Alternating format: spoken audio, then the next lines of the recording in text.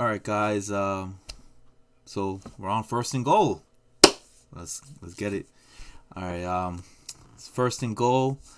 This is gonna be concluding a week 4, ending the month of September. We're on right now, October 6th. Wow. So who would have thought that football was gonna last this long? I mean, last this long without getting their first first positive coronavirus test. So it took this long for somebody to test positive, and I mean that's kind of a victory right now. So we had the Tennessee Titans and the Pittsburgh Steelers originally testing positive. A couple of their players of Tennessee had tested positive, along with coaches and staff. So they were forced to be on a bye week. So Pittsburgh and Tennessee were forced to have a bye week, and they will both face each other later on in the schedule. I don't know exactly what week they'll be facing each other. If they did, I must have forgot. But it's unfortunate because I was looking forward to seeing Tennessee and Derrick Henry versus Big Ben and his resurgence and what he was doing. I mean, Big Ben was looking good so far this year. Tennessee looked good, but I'm pretty happy that they were on a bye week. AJ Brown is not 100% healthy. He still has that bone bruise, so I want to see them both face each other when they're both at full strength. So we ended up having Thursday night game was Jets and Broncos. Drew Lock was not playing, so their backup was playing. I forgot his name, but Sam Darnold. I mean, he had a really big highlight of him running for 46 yards to the house. I mean, who would have thought that this guy was gonna pick up the Jets and get the first score of the game? I mean, mind you, the Jets have not led at all this season up until that point. Not even in any of their games prior. And to me, this was supposed to be a winnable game for the Jets. So the Jets, struck first.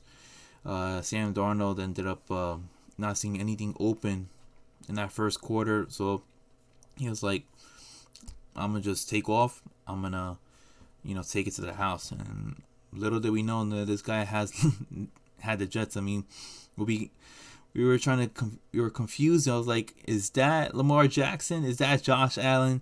In a Sam Darnold uniform? But no, that was Sam Darnold. And that was the only positive thing that happened for the Jets. Next drive, Sam Darnold gets slammed, gets sacked, forced to leave the game. Later would return. But after that, it was just all Denver at that point. I mean, Melvin Gordon, 2 touchdowns. Jerry Jeudy getting his first touchdown reception. You had the Broncos pressuring, but it just wasn't enough for the Jets. I mean, it's unfortunate. I'm not a Jets fan. My father's a Jets fan.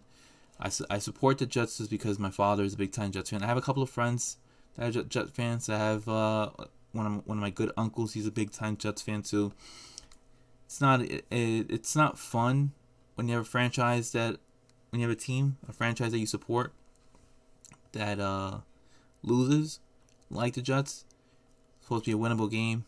Jets fall to 0-4. Broncos get a victory that day.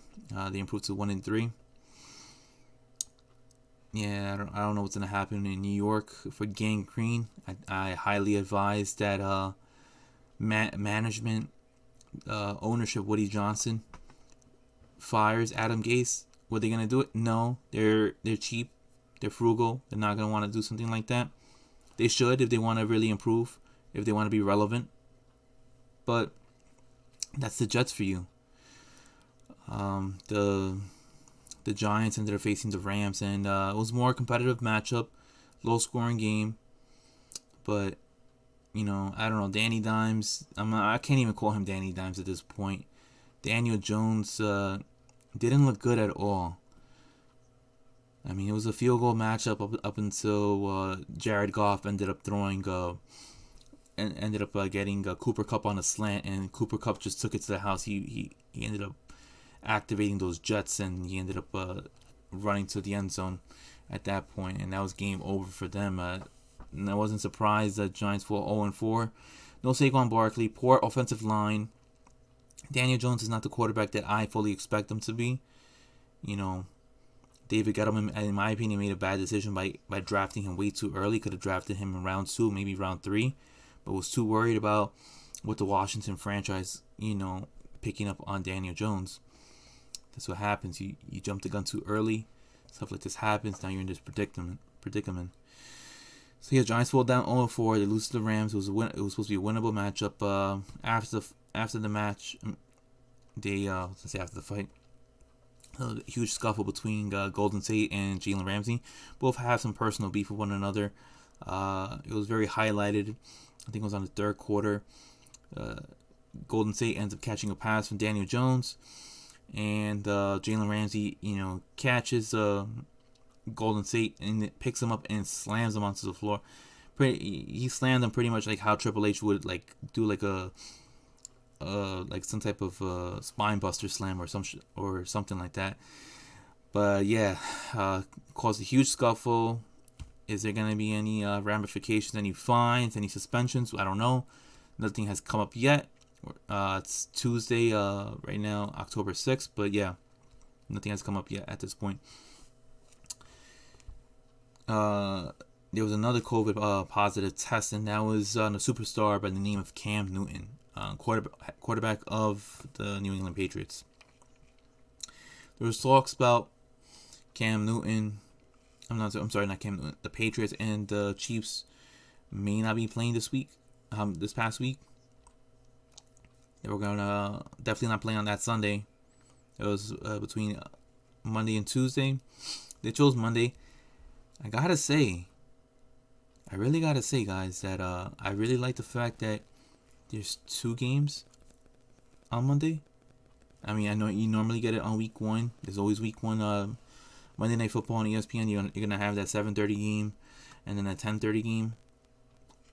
I'm more opposed to having 2 football games on Monday.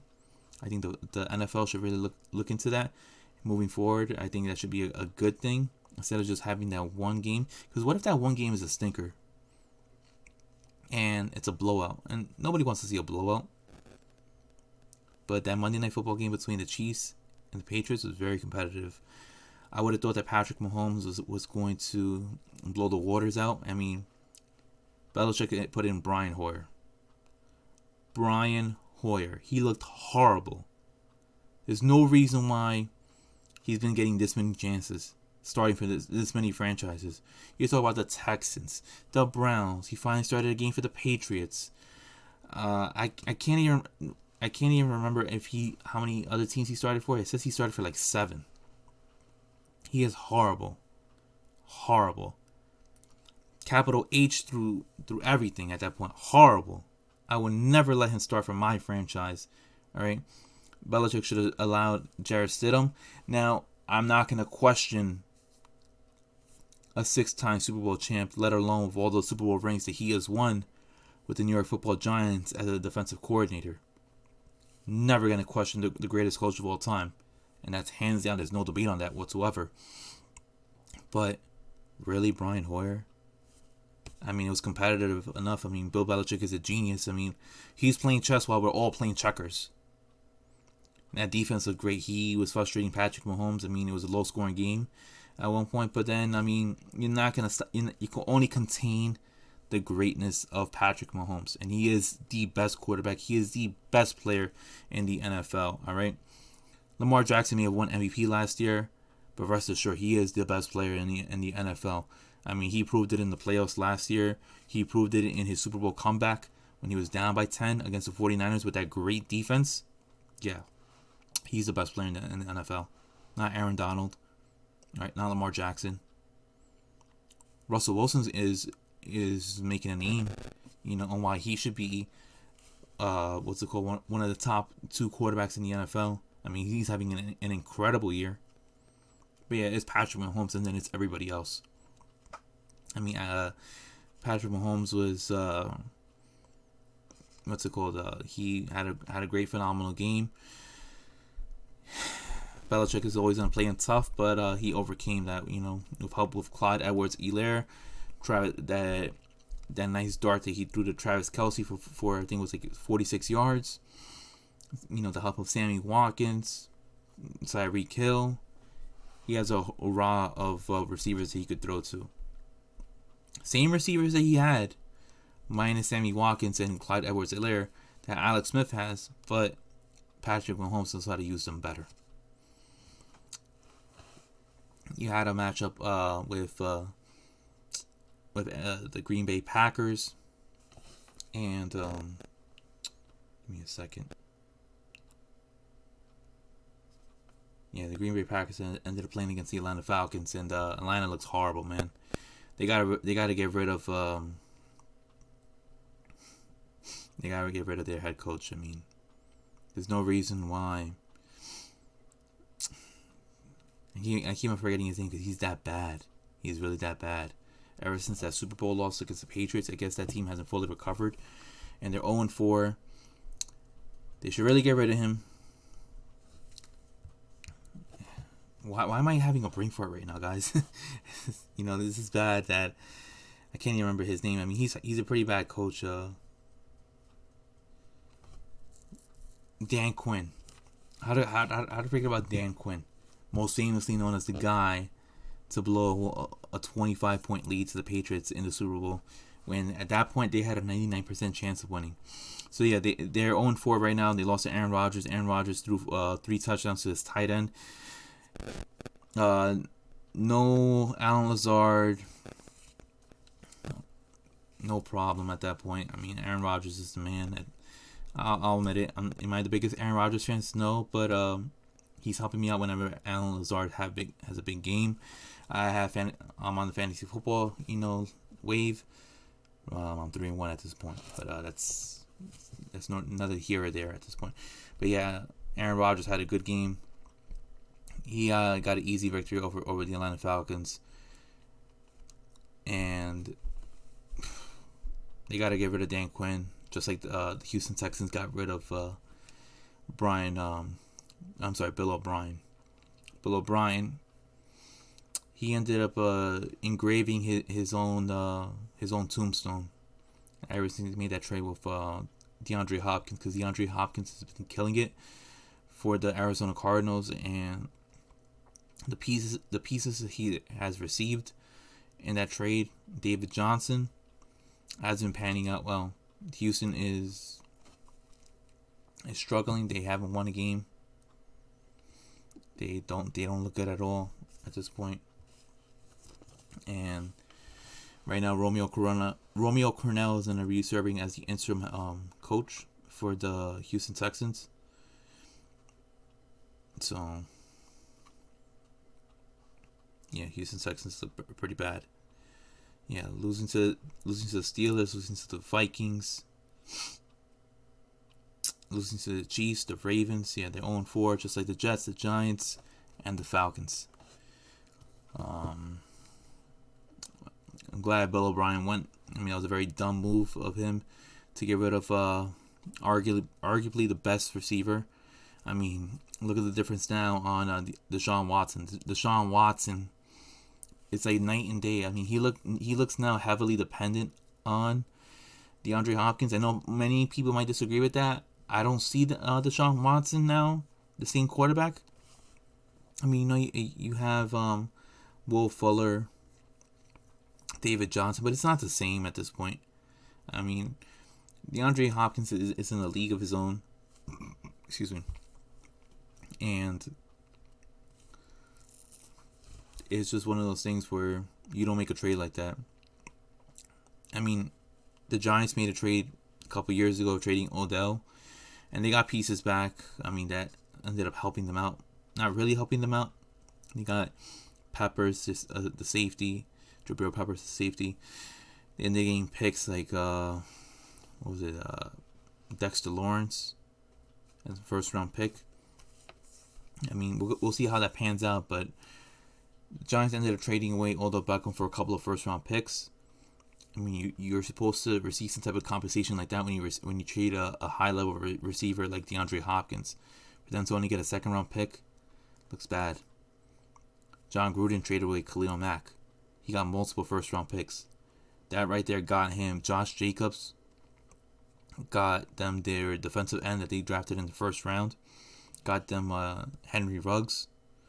So you need stuff like that when you're going to trade like a mega superstar, like a DeAndre Hopkins, like a Khalil Mack. That's why John Gruden hasn't got fired. I mean, he hasn't got fired for other reasons too, but his team is looking good. Bill O'Brien, on the other hand, he made it personal. So ownership of the Houston Texans made it personal when he went 0-4. And 0-4 got him out of Houston. Now, I imagine he's probably going to get another coaching job. Not as a head coach, as a coordinator. You know, maybe he returns back with the Patriots. Maybe he goes back to college football. Who knows? But it's kind of a good thing for Deshaun Watson not to have Bill O'Brien. Now, should be some continuity. You know, they should be able to win some games. I don't advise the Texans to tank. But yeah, that's what happened in week 4. Now going into week 5, we're gonna have the Buffalo Bills versus the Tennessee Titans. Buffalo has been looking outstanding this year. Josh Allen looks like a early MVP candidate. Looking forward to that matchup. Josh Allen looked phenomenal in his last game versus the Las Vegas Raiders. It's kind of getting hard to get used to. Las Vegas Raiders. Arizona Cardinals and Kyler Murray. They're going to face the New York Jets and Sam Darnold. I'm predicting a blowout by the Cardinals. I don't see the Jets getting their win against the Cardinals. The Miami Dolphins versus the San Francisco 49ers. Now, are they going to put in CJ Beathard in, or are they going to put in Nick Mullins? That's the question. Is Jimmy Garoppolo even eligible to come back? Is he going to be good by then? The 49ers had, they ended up losing Nick Bosa for the year. They lost Solomon Thomas. They lost a couple of players on their defense, and they're still managing at this point. So they had a loss of the Eagles. It was winnable, but Nick Mullins looked bad, and CJ Beathard, was trying to get them into the comeback. Would I favor between Miami and San Francisco? I'm gonna give it to I'm gonna give it to San Francisco. Do I trust Ryan Fitzpatrick? No. I just feel like he's gonna make some type of turnover that's gonna ended up biting him in the rear end. The Tampa Bay, I'm about to say Tampa Bay Rays. The Tampa Bay Buccaneers versus the Chicago Bears. Hands down, I'm picking Tampa Bay. Tom Brady had a phenomenal performance against the Chargers, getting back with a comeback, throwing 5 touchdowns, throwing a touchdown to Scotty Miller, throwing a touchdown to Mike Evans. No Chris Godwin, no problem. They played Thursday night. I got Tampa Bay winning by 2 scores. Minnesota Vikings versus the Seattle Seahawks. I think this should be interesting because Kirk Cousins has been throwing the ball.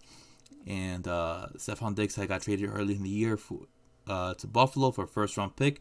That first-round pick ended up being Justin Jefferson, and Justin Jefferson has been looking good the last 2 weeks. This week, 4 receptions for 103 yards. Last week against the Tennessee Titans, 7 receptions for 175 yards and 1 touchdown.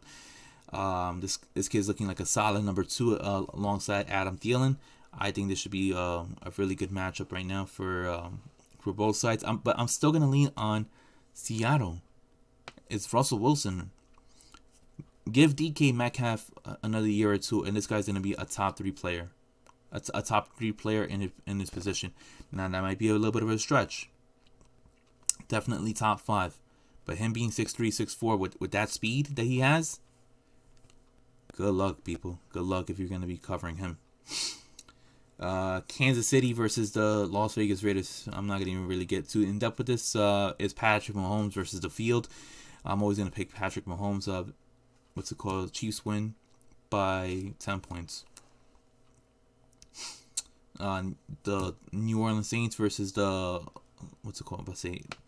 LA Chargers. New Orleans wins by 4. Justin Herbert looks impressive. Really didn't expect him to be looking this impressive.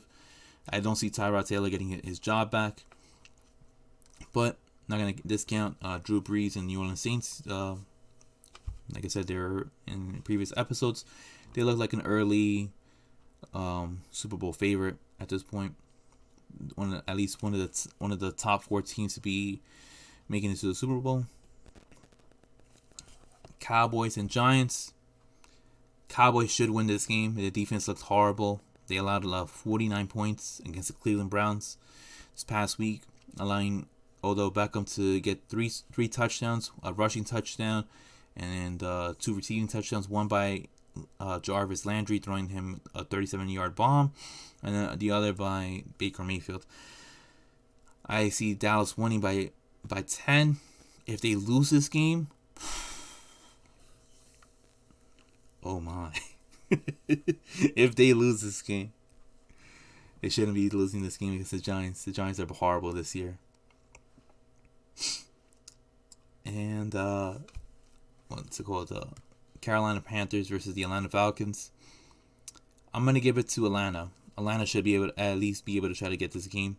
No Christian McCaffrey. What's it called? You guys got to win at least one division game this year. Should be able to get at least one out of the 2 games against the Carolina Panthers. When you got Julio, Ridley, Russell Gage, you got Todd Gurley in the backfield. Come on, Atlanta has to win at least one of these games. But yeah, that concludes everything for First and Goal. Already gave you my predictions on the games that are going to be set to play. As far as anything else, we'll see what happens. I mean, hopefully Cam's doing well, health-wise. Hopefully you get back on the field soon. Packers are on a bye week.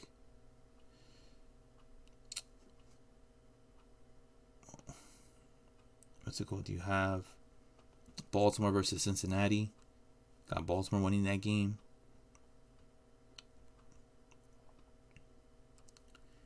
Indianapolis versus Cleveland. I got Cleveland winning that game.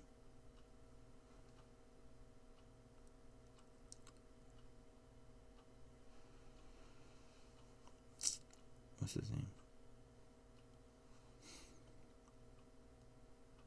So yeah, yeah. Alright guys, you guys have a good night. Thank you for watching First and Goal. Please subscribe to my channel. Gonna be putting on more videos on consistently. Gonna give you guys Take Your Base.